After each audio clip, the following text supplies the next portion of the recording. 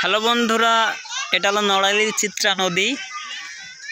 চিত্রা নদীর উপর দিয়ে অনেক কচুরি, তাই জেলে বাবুরা এখন এই কচুরিগুলো বাঁধছে যাতে এই নদীতে কোনো সমস্যা না হয়, এবং কচুরির জন্য এই স্টিমার ট্রলার এগুলো যেতে পারে না।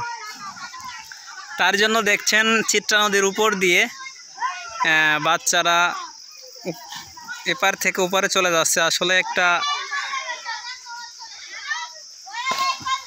আনন্দ মুহূর্ত এখন, তাই চোখে পড়লো, তাই ভিডিও করতেছি।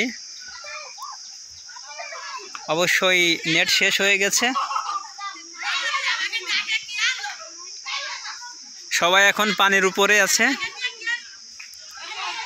কেউ কেউ উপরে চলে গেছে, ওই যে নদীর উপর দিয়ে হাঁটতেছে। শুধু অবিশ্বাস্য একটা ঘটনা, যা বিশ্বাস করা যায় না।